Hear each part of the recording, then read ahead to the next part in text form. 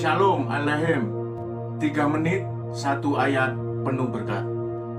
Pertobatan menghasilkan buah. Matius 5 ayat 16. Demikianlah hendaknya terangmu bercahaya di depan orang, supaya mereka melihat perbuatanmu yang baik dan memuliakan Bapamu yang di sorga. Coba kita melihat ayat ini. Kita semua adalah umat percaya, dan ternyata pertobatan tidak cukup hanya dengan percaya. Paling tidak ada beberapa kebenaran di dalam ayat ini. Yang pertama, pertobatan itu harus menghasilkan buah. Kebenaran berikutnya adalah dengan buah yang kita hasilkan, orang akan melihat perbuatan kita. Di sanalah kemuliaan Tuhan akan dinyatakan. Di bagian A menyatakan, demikianlah hendaknya terangmu bercahaya. Pertanyaannya bagi kita, mana mungkin kita bisa bercahaya jika kita tidak menghasilkan buah? Contohnya adalah, kita hanya percaya, tetapi hidup kita jauh dari Tuhan.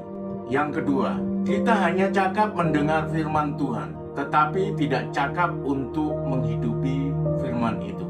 Atau kita cakap menyampaikan firman itu, tetapi tidak cakap dalam mengaplikasikan firman yang sudah kita sampaikan. Contoh yang lain adalah, kita sering menerima mujizat, tetapi tidak bersaksi atas mujizat yang Tuhan berikan kepada kita. Saudara-saudara terkasih, kiranya kita diperlengkapi dengan segala yang baik untuk melakukan kehendak-Nya dan mengerjakan di dalam kita apa yang berkenan kepada Tuhan.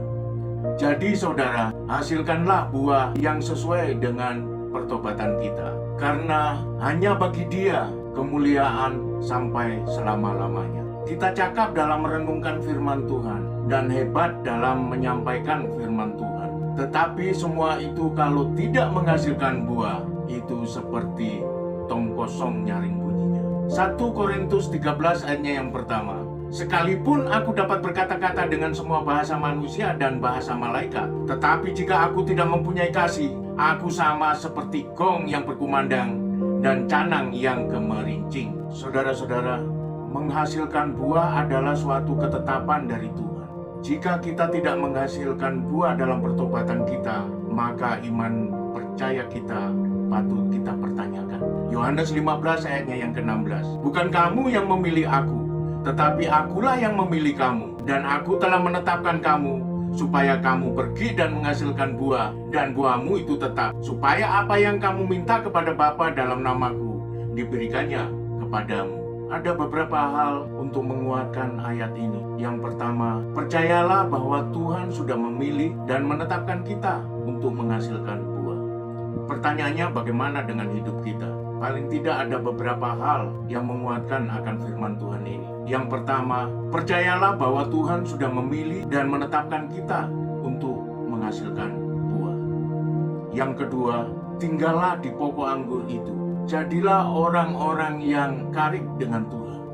Dan yang ketiga, dengan mengalami proses kehidupan kita, baik susah maupun senang, itu akan membentuk kita supaya kita dapat berbuah. Jadi sekarang tidak ada alasan bahwa pertobatan kita tidak berbuah. Dalam mengaplikasikan amanat agung, yang efektif dan efisien adalah dengan cara menghidupi firman itu. Hidup kita akan menjadi cerminan akan pengajaran Allah yang kita percayai.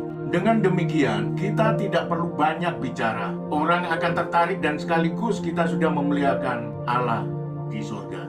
Haleluya. Amin.